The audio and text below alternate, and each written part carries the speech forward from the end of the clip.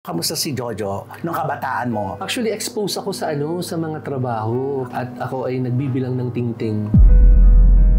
Nung kabataan mo, aling pinakamahirap na naranasan mo na tumatak sa isip mo? Yung pinalayas kami nung kamag-anak namin sa bahay.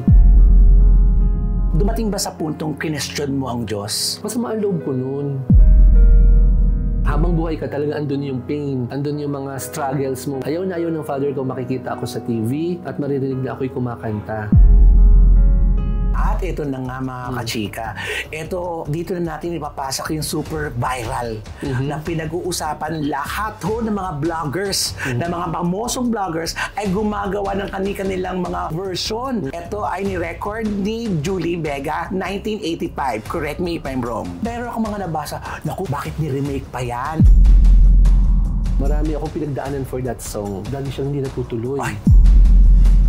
Kasi alam naman natin yung mga balita nung namatay si Julie Vega, mahiwaga ang kanyang pagkakamatay, di ba? May mga ganung kwento. Kaya sabi ko, inisip ko, ano ba ito para ba sa akin itong kantang ut? Baka mamaya may, alam mo na, may sumpa yung kanta. Grabe na. Grabe.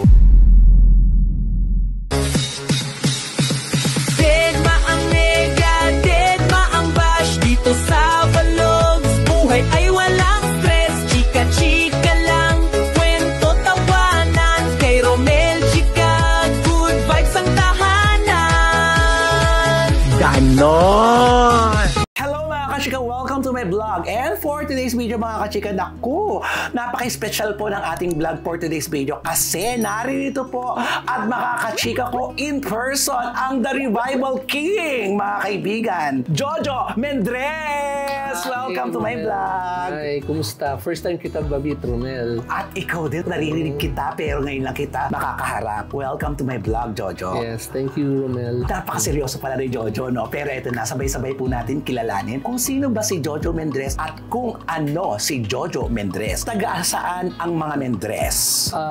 Actually, hindi ko totoong pangalan yun. Screen name mo lang yun. Ano ang totoo mong pangalan? Ang totoo kong name is Manuel Tan. Half Chinese. Father ko yung Tan. Ang mother ko naman ay Padillo. Coming from kami sa Lucena City. Napakagandang lugar. Magandang Oo, magandang lugar. Kamusta si Jojo nung kabataan mo? Actually, exposed ako sa sa mga trabaho. Ay, totoo. Oo, kasi hindi maganda yung kabuhayan namin nung panahon na yun. Mahirap kayo. Mahirap lang kami. Nangungupahan lang kami sa bahay ng relative namin. Maliit na bahay lang inuupahan namin doon. At ako ay nagbibilang ng tingting. Tingting? Ilan tingting? Ilang kayong magkakapatid? Bali, 3 kami magkakapatid. Lahat kami ay ganun ang ginagawa. Pang ilang ka sa magkakapatid? Bunso. Ilang taon ka naman ngayon? Siguro mga 12 to 14 years old. Ang trabaho ni tatay? Nag-ahente siya ng sigarilyo. Tapos ang mother ko naman nagtinda sa palengke ng mga damit. Then napasok kami sa distribution business. Ayun. Doon nagsisimula yung yung medyo gumaganda-ganda yung takbo ng buhay. Pero matagal kaming gumawa ng mga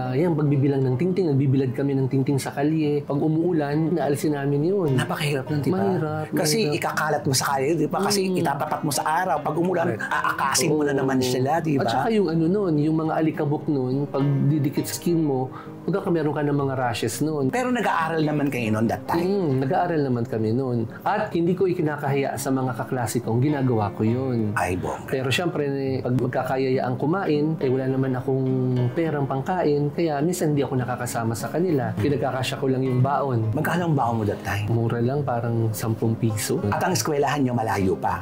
Mga malapit-lapit. Walking distance lang? Walking distance naman. Ganon. Tapos, kailan mo naramdaman na umaangat na yung buhay nyo? Nung pumasok kami sa distribution business nga, kahit walang kapital ang father ko tsaka si mama, alam mo, pag guided ka ng Panginoon, kahit marami kang makakalaban o may mga oportunidad na maliit para sa'yo, kung ibibigay niya sa'yo, mapupunta sa'yo yun. Walang kapital ang parents ko, pero binigay ng isang malaking company yung distribution. Sa kanila? Sa kanila. Di ba walang kapital? Oo. Kaya makikita mo na may plano ang Panginoon sa buhay mo na hindi mo ina-expect na mangyayari. Jojo, may tanong ko sa'yo. Nung kabataan mo, aling pinakamahirap na naranasan mo na tumatak tumatak sa isip mo? Yung pinalayas kami nung kamag-anak namin sa bahay. Natiniran nyo? Oo, natitira namin na pasan-pasan namin yung lolo kong nasa, yung Wheelchair? papag. Papag siya. Tapos, Pinalayas kayo? Pinalayas kami Bakit doon. kayo pinalayas? Nagkameron ng misunderstanding. Tapos ako yung nahuli. Ako yung last na tao dun sa bahay. So, Paano nakikita ko yung eksena? nung kinukuha na yung key ng bahay, nasabi sa akin nung relative namin, akin na yung susi. Anong susi yung hinahanap mo? Sabi ko. Yung susi, sabi ko sa kanya, baka yung susi ng puso ninyo ang nawawala. Sinabi mo yun? Sinabi ko yun. Nakatatak sa isipan ko yun na hindi ko yung malilimutan sa buhay ko. At sinabi ko yun sa mama ko. Sabi ni mama, wag mo na lang yung pansinin, kalimutan mo na yun, hayaan mo na. Ang bait din ng mga magulang mo, no? Kasi umalis lang kayo doon. Saan kayo napadpad nung pag-alis nyo sa bahay na yun? Tinanggap naman kami nung kapatid ng mama ko na inupahan din namin. Palipat-lipat kayo. Oo. Tapos nung paglipat nyo doon, ano na nangyari sa inyo? Unti-unti nang umaangat ang buhay. Kahit sabihin mong maraming mga humahadlang, pagsubok, makikita mong gumagaan siya unti-unti na hindi mo yun ini-expect. Siguro ganun ang ginagawa ng Panginoon. Papakita muna niya sa iyo yung mahirap na bahagi ng buhay, yung pagdadaanan mo, then later on makikita mo yung ito pala yung plano niya. Madasalin ka ba? Oo. Simula nung bata pa ako, kahit siguro around mga 7 years old ako noon, ako yung nananalangin na every 5 in the afternoon, maga kasi ako sa kama sa walisan. Oo, ganun ang ginagawa ko. Pagkatapos magdadasal ako, pagising ko sa umaga, magdadasal uli ako. At the back of my mind, narinig ko ang sinabi ng Panginoon sa akin, kapag mahal mo ang magulang mo, lalo na ang nanay mo, ibibless kita. Hindi ko naririnig yung tinig, kundi nagsisink in sa aking isipan yun, nung kabataan kong yun na iniisip kong, totoo ba to or ano ba to? Pero habang lumilipas ang panahon, doon ko nakikita na yung pagtsatsaga mo at paghihintay mo. Oo, ganun siya. Dumating ba sa puntong kinestyon mo ang Diyos? Never kong ginawa yun. Basta whatever na dumadating sa amin, tinatanggap ko. Nagpapasalamat ako sa mga binibigay niya at whatever na wala kami, hindi ako nakakaramdam, Romel, ng kawalan. Never akong ma-insecure sa, alam mo, ang mga kamag-anak namin, mga angat, may mga kaya sa buhay. Hindi ako nakakaramdam ng inggit. Meron kasi tayong dasal na paulit-ulit, di ba? Ano yung mga sinasabi mo sa Diyos pagkausap mo ng Diyos? Ang una kong sinasabi sa Kanya ay, Lord, patawarin niyo ako sa lahat na nagawa kong pagkakamali. At sa kabilang buhay, huwag niyong kakalimutan kami sa inyong huling paghahatol. Ako, ang pamilya ko, ang mga mahal ko sa buhay, sama-sama mo kaming kukunit, isasama mo sa inyong kaharian. Grabe! Yun lagi ang panalangin ko, Romel. Bakit naging malapit ka sa Diyos? Kwento ng mama ko, nung bata pa ako, nang karga-karga daw niya ako, ay lapitin daw ako ng mga madre. Kasi ang buhok ko daw noon ay kulot na kulot, tapos medyo bland ang buhok ko, tuwan-tuwa daw sa akin ng mga madre. Parang Santo Niño. Yung ganun daw ang itsura ko nung kabataan. Kwento rin sa akin to ni mama na meron daw dung nakiinom na matanda na dumaan dun sa bahay, tapos tiningnan daw yung palad niya. Sabi nung matanda daw meron kang anak na medyo malambot. Mama's boy ako At yung anak mong yan ang magdadala sa iyo ng swerte at magiging maganda ang buhay pagdating ng araw. Grabe, nakakababo. Yun yung sinabi sa akin ni mama na hanggang ngayon natatandaan ko, Romel. Ang galing. Diba? Kaya ito ngayon yung nagiging foundation mo. Ito ngayon laging mo iniisip. Tapos, kamusta kayo magkakapatid? Natapos ang hirap na dinanas nyo? Natapos siya. Natapos siya. Actually, ang hirap naman, continuous yan Maraming form ng hirap ang ma-experience mo sa buhay. Habang buhay ka talaga, andun yung pain, andun yung mga struggles mo. Walang taong perfecto na sasabihin mong maayos. Siguro naman hindi kayo dumating sa punto yung wala kayong maisaing, wala kayong makain. Hindi naman kami dumating sa point. Kasi masipag ang nanay at tatay mo. Alam mo, kung titignan kita ngayon, parang hindi ka dumaan sa kahirapan. Oo nga. Maraming sasabi sa akin. Oo. Kaya nga nagulat ako sa kwento mong to. Ngayon ko lang po narinig ang kwentong ito. And I'm sure ngayon mo lang siguro nasabi ito. Pero nakita ko sa'yo na talagang malapit kayo sa Diyos, lalo na ang nanay mo. Doon ako nakakakuha kay mama ng ng lakas. At si mama ang unang naniwala na marunong akong kumanta. And speaking of pagkanta, unang pagkanta mo, sinong nakarinig sa'yo? Kapatid ko, yung sister ko. Ang unang kinanta ko nung lumaban Mr. DJ. Mr. DJ ni Sharon Cuneta. Yan. Kinanta ko yung Mr. DJ. Ilan taong ka nito? Bata pa ako, siguro mga 8. Mahilig ka talaga sa music talaga? Kinanta ko yung Mr. DJ. Sumali ako sa competition sa probinsya, sa Pitogo, Quezon. Paano ka napunta doon? Kasi yung lola ko nagpalaki sa amin, taga doon. So sumali ako sa contest. Ang kalaban ko nagtitinda ng balot. Siyempre, ang lalakas ng boses. Natalo ako. Pero ako ay binigyan ng special award ng mga judges kasi natuwa sila sa performance ko, yung Mr. DJ. Kaya very memorable sa akin yung song na yan. Nung natalo ka, anong pakiramdam mo? Masama ang loob ko nun. Siyempre, pagkakanta ka, parang feeling mo lagi ikaw yung magandang boses. Ganun ang mentality ko. Pero inisip ko na siguro parang hindi sa akin yung pagkandang yun eh. Kasi ba't natalo ako? Inisip ko, siyempre, magbabalot naman yung kalaban ko. Yun ang inisip mo talaga, lakas ang boses nun eh. Di ba? Nag-vocalize siya, tuwil tinda ng balot. Ako na maipa-cute lang. Kaya, inaccept ko na rin na Natalo ka. Sa pamilya nyo ba, sino ba ang kumakanta? Ang father ko. Ay, totoo. Pero wala na siya. Kailan nawala si tatay? Parang 2 or 3 years ago. Simula nung ka-pandemic, wala naman siyang sakit eh. Hindi siya nasasabihang meron siyang cancer sa lungs. So as in, wala. Nung chinecheck siya, normal siya. Pero yung last attack sa kanya nung COVID, bilang-bilang paglabas ng result ng test niya ay stage 3 or stage 4 Cancer na. Oo, ganun. Parang nag-trigger sa kanya gawa ng COVID. Pero ano naman, mabutit hindi na siya dumaan dun sa punto ng buhay na naghirap. Correct. Ang bilis. Walang 3 weeks nung na-discover yung ganun, nawala na. Nung si father nawala, kamusta ang buhay niyo na nun? Dito lang yun eh. Dito, ano lang. Di tatakot kami sabihin sa mama ko. Kaya tinatago muna namin magkakapatid. Bakit nasan ba ang mama mo Ay, that time? nasa farm. Pero alam niya si daddy ay nasa hospital. Hindi na sila kita uli nun eh. Kasi diretso na yun nung namatay sa Manila dito. Nakakalungkot? Nakakalungkot talaga. Tapos, paano nangyari ang mga bagay-bagay na ito? Itong tinatamasa mo ngayon? Napasok kasi ako sa real estate. Kaya, alam naman natin mga kachika, pag real estate talagang, dito ka talaga bubongga ng bongga. Napasok ako sa real estate at ang mama ko ang nag-push sa akin na subukan mo, which is ayoko talaga kasi wala akong knowledge doon. So, nung trinay ko, nakita ko yung mga brokers kung paano sila mag-style ng sales talk nila, mag-strategize sila ng mga nila para maka-close ng deal. Nung first kita ko, binigyan lang ako ng balato. 100,000 ang kinita nila. I think parang 100,000 or milyon ang kinita nila. Ang binalato sa akin is only 500 pesos. Anong pakiramdam mo? Ako naman hindi nag-expect ng sobrang laki eh. Pero hindi naman ganung 500. Hindi mo 500. Importante sa akin that time is nakikita ko yung Ginagawa nila. So, inaral mo talaga, ganyan pala kayo kung kumita. Oo. Then, merong mga brokers from Manila na hindi sila makashoot ng deal sa Quezon. Pino-workout nila ng several years na hindi. Taga Quezon ka. Taga Quezon ako. So, isinama nila yung buyer sa Lucena na malaking company. Akala ko, Romel, ay hindi totoong buyer kasi nakamumurahing sasakyan eh. Simple lang. Simple lang. So, parang feeling ko baka ito ay ano lang, Chika-chika lang. papagudin lang ako.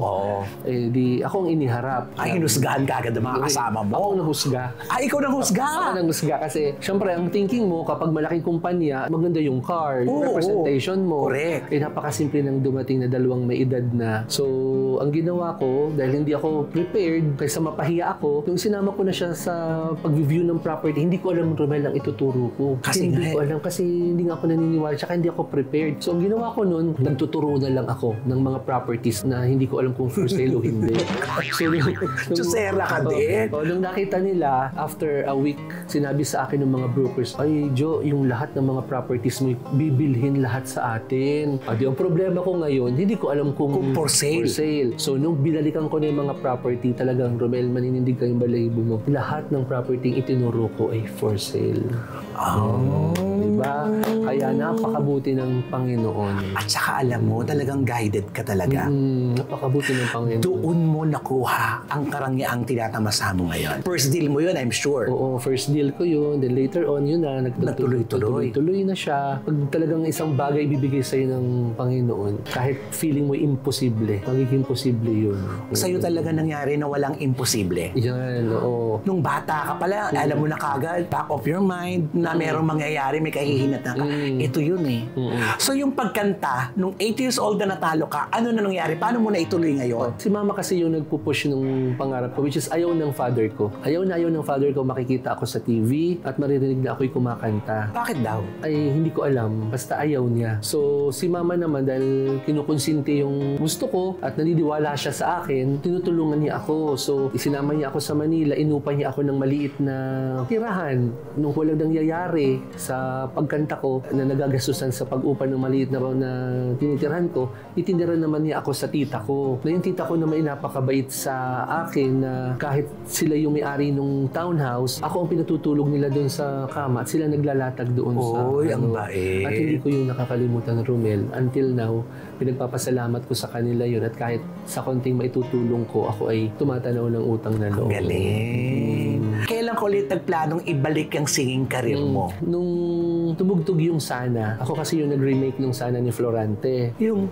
Sana ang buhay. Sana'y pag-ibig na lang ang isipin. Ako yung unang nag-remake nung song na yun. Sino nag-offer sa'yo noon na i-remake mo yun? Kasi di ba, pag nag-remake ka kasi ng mga kanta, maraming cheche-boreche yan, di ba? Maraming kang gastos dyan. Oo, marami. Ang nangyari noon ay yung ni David at Vince, tinulungan nila ako for that song Sana. At saka sabi ni Mama, gusto kong ang kakantahin mo ay yung laging nakaka-inspire, merong balik sa Panginoon, nakakapag-promote ka ng pagmamahal, ma-spread mo yung love. Yun yung importante sa buhay natin. Kasi sabi ni Mama, wala naman tayong madadala. Kahit anong yaman mo, whatever, wala kang madadala. Tama. At lahat tayo ay servant lang ng Panginoon. Kaya ang gagawin mo is kumanta ka ng mga bagay na nakakalugod sa Kanya. Kaya kinanta ko yung Sana. Okay. Oo, so yun. Yun ang first revival song na nagawa mo. First revival song. Hindi pa ako napapansin doon, pero marami naman akong mga feedback na sinasabing, ay maganda yung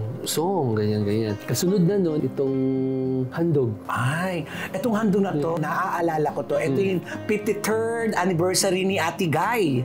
Kinanta mo to na nakaupo si Ate Guy sa stage. Yeah. Yun, nag-perform ako na kasama ang Superstar. At itong song na to, dito ako nanalo ng Revival Song of the Year ng PMP, under PMPC Star Awards for Music. Oo. Ayan, 6 years ago yata yan. Parang ganyan. Oo. So, first time kong makakuha ng award. At saka yung kumanta ka, nakasama mo yung superstar na kinakantan mo, ano ang pakiramdam? Kasi lahat ng mga singers ngayon, mahirap nilang ma-experience yan. Oo. So, napaka-warm ng superstar natin. Ipaparamdam niya sa iyo na para lang kayong magkasama. Ang galing. Hindi ka makakaramdam na siya isang superstar. Yung bang hindi ka na-nervyusin mag-perform, yung ipapakita niyang parang na-appreciate niya yung song mo, pinakikita niyang nagagandahan siya sa kanta mo. Yun yung naramdaman ko kay Miss Nora Honor. Ang galing. Nakakalakas loob kasi yun, di ba? Yung nakakasama mo yung mga malalaking pangalan. Oo, parang di ba napanood mo lang to sa movie, sa sine. Tapos kasama mo na. Tapos ganun yung ipapakita sa iyo na napaka-warm. Yun ang hindi ko makalimutan sa kanya. Talaga nga naman. At ito na nga mga kachika. Ito, dito na natin ipapasok yung super viral na pinag-uusapan lahat ho ng mga vloggers, ng mga pamosong vloggers ay gumagawa ng kanilang mga version ng Somewhere in My Past. Parinig po natin sa inyo ng very, very light. Lapay tayo makapirate. Pakinggan po ninyo ito. I met you just tonight, but I kept wondering why. Oh, di ba? Sino po ang naalala nyo sa kantang yan? Ito ay ni-record ni Julie Vega, 1985. Correct me if I'm wrong. Yun yun, 1985, 1986, basta around yun. Bakit Somewhere in My Past ang ni-record mo ngayon? Ang usong-uso ngayon. Sobra. Nung kinanta ni Julie Vega ito sa Germ Special yata, yun or GMA Super Show, andun kami sa inuupahan naming bahay sa Lucena. Pinapanood ko siya. First time niya yung kinanta. Nung bakinig ko yun, sabi ko, naku, napakaganda ditong kantang to. Sabi ko ganun. Emotional ka rin Oo, talaga. naging favorite ko siya. Then, hinahanap ko yung kanta sa radyo, ganyan-ganyan. And then, until one day, nabalitang siya yung nawala na affected ang buhay ko. Para bang hindi ako makamove on ng matagal na panahon dahil favorite ko siya eh. Ginagaya namin magkakapatid, magpipinsan yung mata ni Angelita, mga mata ni Angelita. Yung Annalisa, pinapanood ko rin yun, sinusubaybayan ko yun. So, makikita mo na talagang ang laki nung paghanga ko sa kanya. Paghanga ko sa kanya. Then, parang nanghinayang ako kasi at her age, maaga siyang nawala. At balita ko pa mga kashika, yung sumulat ng Summer in My Past na si Mon Del Rosario, ikaw talaga ang napisil na mag-revive nito. Sabi niya, it's about time na i-revive na itong kantang to. Totoo naman. At ikaw ang unang lumabas na pangalan, di ba? Marami nag-audition. Then, tatlo kami napili sa dami nung nag-audition. At dun sa 3 nag-audition na yun, tinawag kina David at Vince na ako yung nagustuhan. So sabi ko, ano kayo nagustuhan sa akin itong si Mondel Rosario na napakasimple nung boses ko? Yun daw ang hinahanap na boses ni Mondel Rosario. Isipin mo bata ka, paborito mo yan. Ngayon, eto ka, ni-revive mo yung song, ni-remake mo. Iparinig naman natin, kahit chorus lang. Chorus lang. Can it be true? Could I be wrong? That somewhere in my past there was also me and you.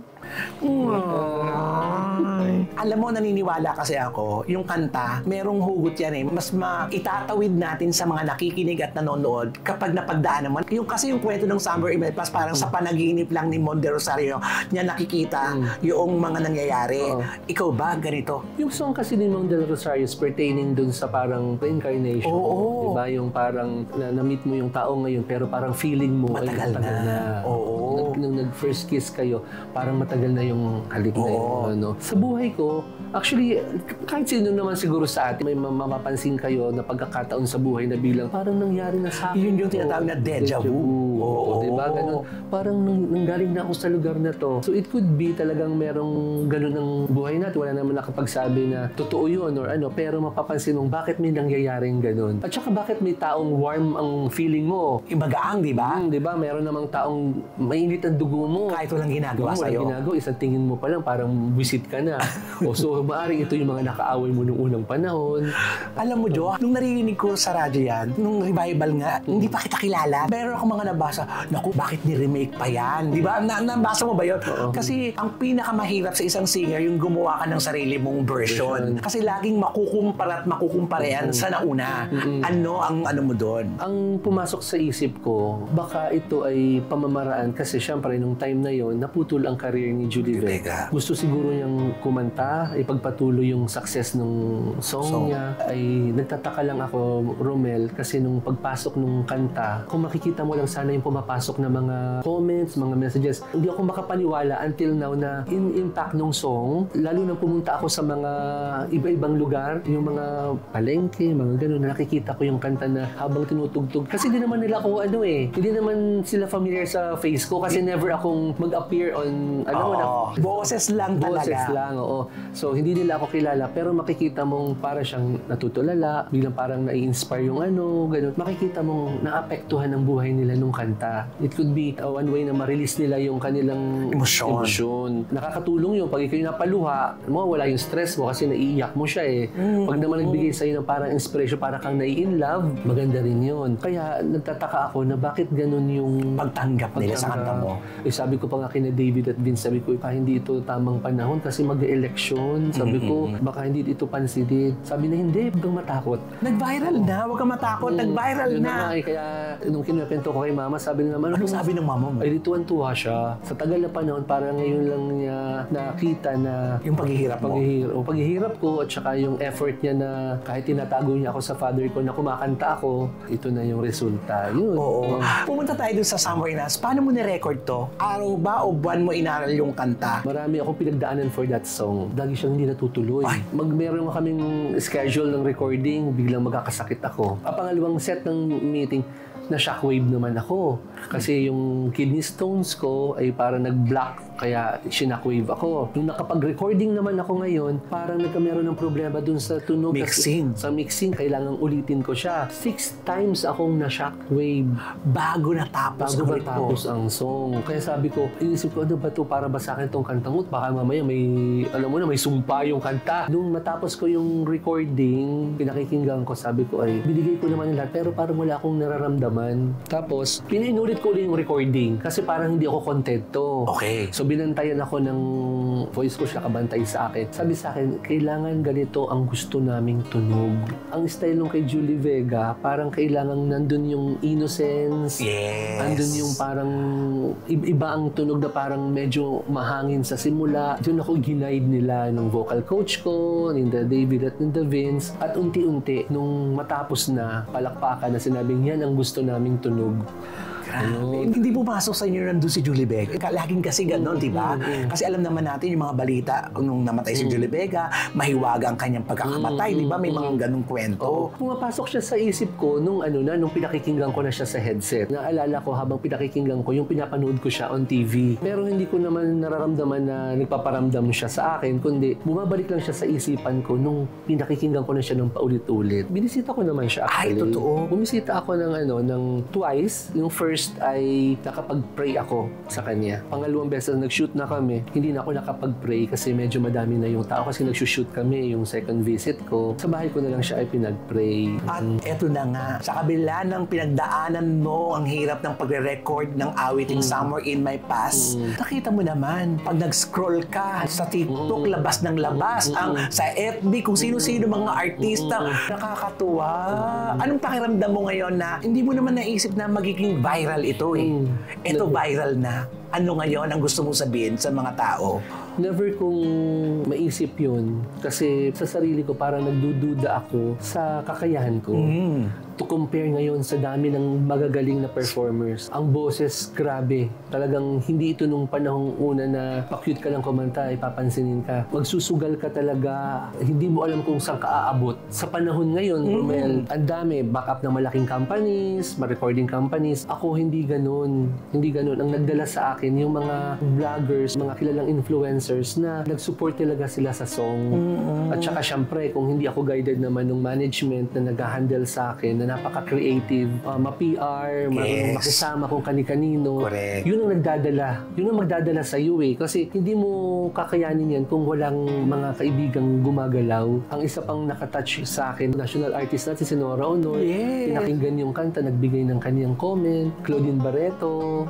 Maricel Soriano. Si Snooki. Janice de Belen. Tapos may iba pa daw artist na nagbigay rin ng mga comments na kaya hindi ko alam kung paano ko siya i-accept sa sarili ko na parang ako'y nananaginip. Alam mo, i-accept mo yan. Ako, kumakanta rin ako kasi naniniwala ko, hindi naman kasi ito pataasan ng boses at pagandahan. Kung paano mo ikwento ang kanta, doon tumatawid yun sa mga tao, yun ang naging sangkap ng kanta mo Somewhere in My Past. At saka, minsan, yung singers, yung kanta, naaalala nila, kabisala, pero yung singers, nakakalimutan nila. Pero ngayon, mukhang ito na, ang magbabago na.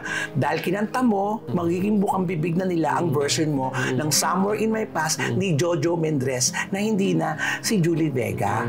Di ba? Oo. Alam mo, kung hindi naman kinanta ni Julie Vega yan ang napakaganda rin ng pagkaka-perform niya, hindi ko rin mapapansin yung kantang yun. Kasi talagang andun niya eh. True. Napakaganda. Yung puso kasi. Yung puso nandoon sa song na yun. At saka kung hindi rin naman si Mon Del Rosario ako pinili, walang kantang lumabas na yun. So, ang ibig sabihin yan, para sa'yo talaga yan. Kaya kumbaga, binigay ni Lord sa akin yung pangarap. Wala naman akong hiniling sa Panginoon na sobra-sobra. Ang sa akin nga kung maging successful yung kanta, imbitahan ako ng kahit sino para sa mga charity works, okay sa akin yun. Ang nasa isip ko ngayon kumakanta ako not for money. Hindi ever pumasok sa akin na kaya ako magpe-perform para ako'y kumita. Hindi ganun ang isipan ko. Kahit ako mag-perform, libre lang ako at nakita ko marami ang nangangailangan doon. Ako pa ang magbibigay. Bibigyan ko sila para, alam mo naman na kung mayroon kang blessing sa buhay, i-share mo. Huwag kang magdadamot kahit kanino. Ang talent mo, huwag mo rin yung ipagkakait kahit kanino kasi lahat ay hiram ito. Hindi ito atin. Yun ang nasa mind ko. Hindi ako madamot na tao at hindi ako yung mapagmalaki. Kung anong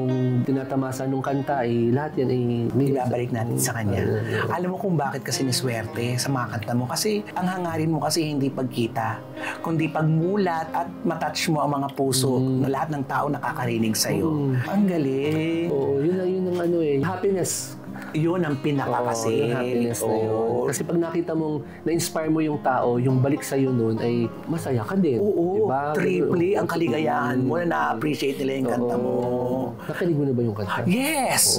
Sabi ko nga sa'yo, alam na alam ko yung kantang yan kasi kapanahunan ko yung kantang yan nung sumikat. Nagdadalaga ako niya, ha? Ito naman yung nag-sample sa akin, Romel. Sige. I met you just tonight, but I keep wondering why Yes! Ganon, di ba? Alam ko yan. Bibigyan kita na ngayon ng chance para magpasalamat sa lahat ng mga gumagamit ng ng music ng Somewhere in My Past. Maraming salamat po sa inyong lahat, sa mga kilala or nagsisimula pa lang na social media influencers natin. Kung hindi po nyo ginawa ang pagsuporta sa kantang yan, walang Somewhere in My Past ngayon. Wala ako dito at yung tinatamasa na success ng kantang yun ay utang na loob ko lahat sa inyo. Kahit sa mga tagapalengke, kahit anong all walks of life na kumakanta yan, ay lahat ay utang na loob ko sa inyo. At sa mga celebrities na nagpaabot ng kanilang pagkagusto sa awitin ko ay maraming salamat. Romel, sa'yo. Naku!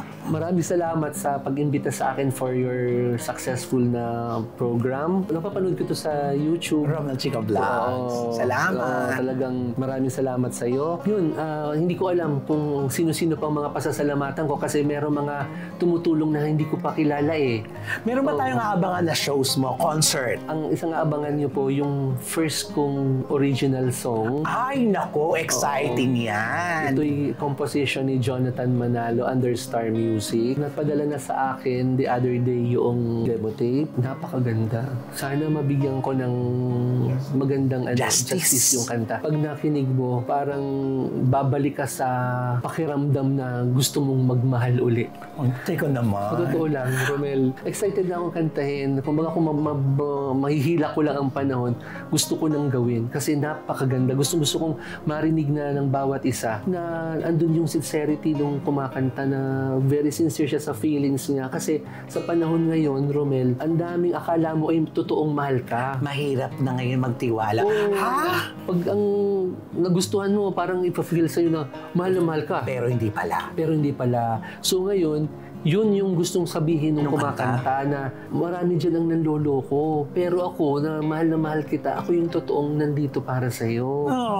Ganun yung song ng kanta. Kaya ang ganda. Sana masimulan ko na agad. Alam mo, sa nararamdaman ko sa'yo, excitement mo, nararamdaman ko mailalagay mo yan sa kanta at mararamdaman namin kung paano mo kantahin yan. Pero meron din pa ako isang gagawin. Na revival pa? Revival. Ito naman ay ang title ay Aking Pagmamahal. Ni-remake ito ni Angeline Quinto 5 years ago. So this time, ibinigay sa akin yung Jojo Mendres naman ngayon. Ang Aking Pagmamahal. Itong abangan nyo to. Panalangin natin na maging maganda rin ang nito. Ay nako, maniwala tayo. Magiging maganda yan. Alam mo kung bakit? Kasi mabait ka. Lahat ng mabait, pinagpapala at ikaw yun. Maraming salamat. Maraming salamat sa iyo, Romel. Nakilala kita ng personal at nasabi mo na sa akin ang magandang balita na aabangan naming lahat. Good luck. At please, imbita mo silang i-follow ka nila, Jojo. On Facebook, you can follow me at The Real Jojo Mendres. Ganun din po sa TikTok, The Real Jojo Mendres. So with that, Joe, maraming salamat. Thank you, Romel. Good luck. At syempre, sana magkita pa tayo ulit. Yes. Thank you very much. Yes, thank you.